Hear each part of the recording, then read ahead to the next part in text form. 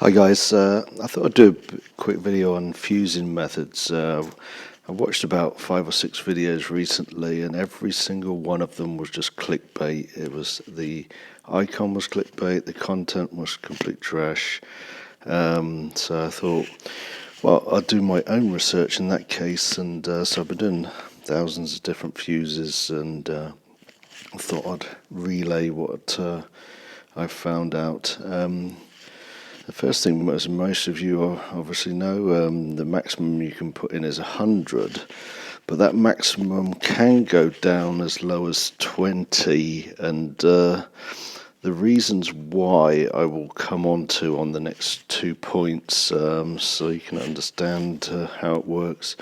The other thing with 100, if you put 100 in most cases, it tends to average about a 20% increase. So you get one pet that's 20% higher in value than one of those 100 that you put in.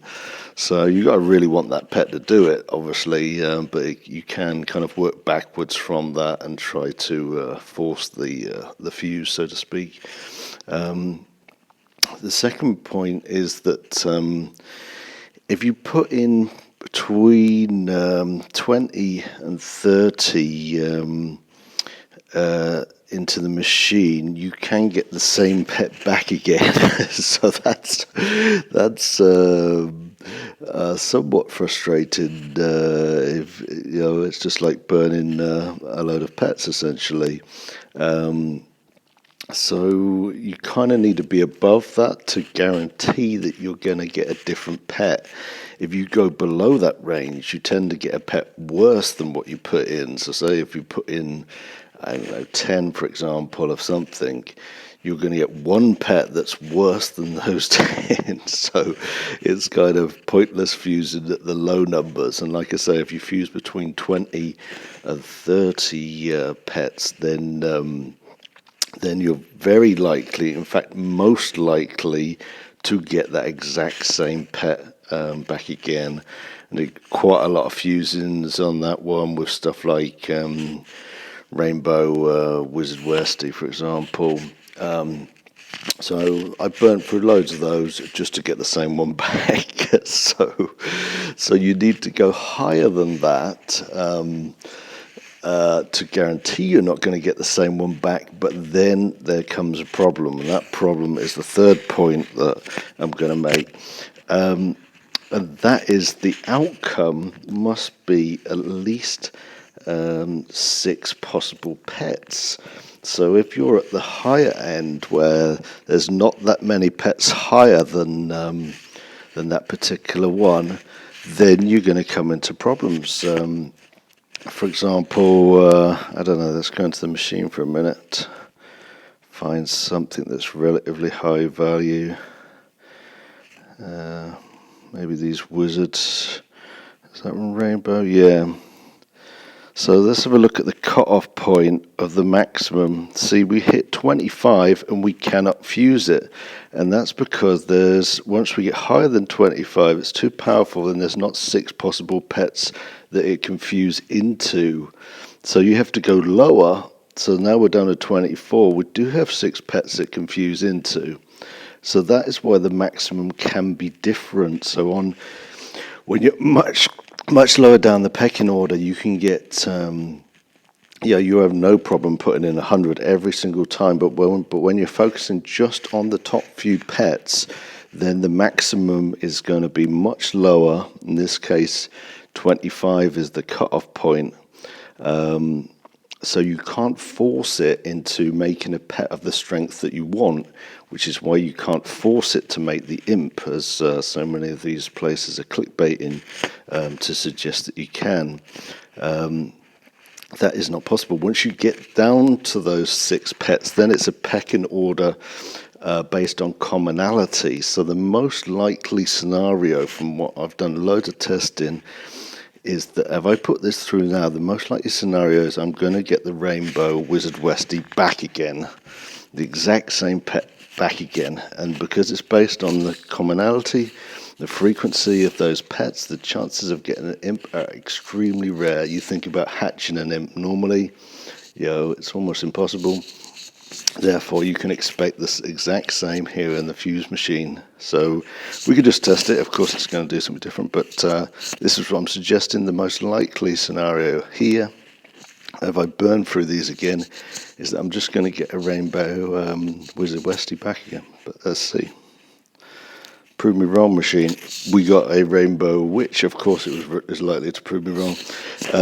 Now that is much less likely, and I can give you statistics on this one.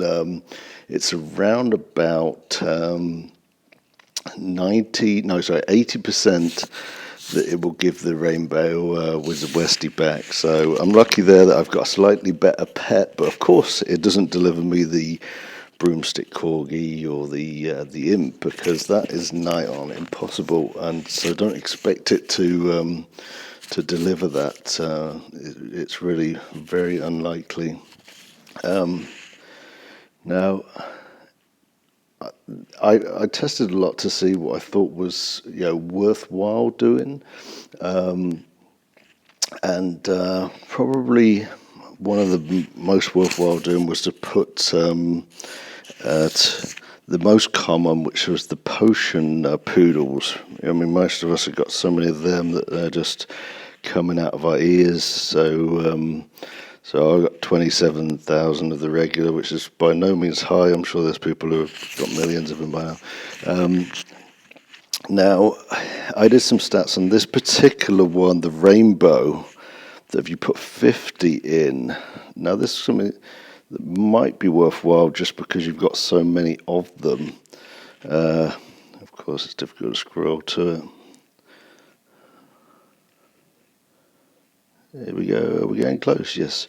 Now, I did a load of tests of this, and the outcome was that this scenario would give me a 20% likelihood of getting a rainbow witch. Where's my statistics going on? We've got so many pieces of paper here. Where is it? 80% chance of a rainbow wizard Westie and a 20% chance of a rainbow witch cat. So that can be useful because of having so many of these things. So it's kind of worthwhile. We can just see if those stats hold up. So 80% Wizard Westie, 20% on the Witch Cat. Let's see what happens. There we go, Rainbow Wizard Westie. Let's just do another couple of them just as a highlight. So if you want to get rid of those potion poodles, then might be able to get them to something a bit more decent, particularly the Rainbow Witch Cat. There's another Wizard Westie. Let's do one or two more, just for show, as I say.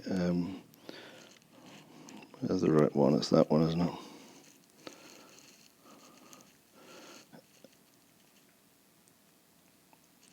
There we go, 50. See what gives us this time. Okay, Wizard Westie again.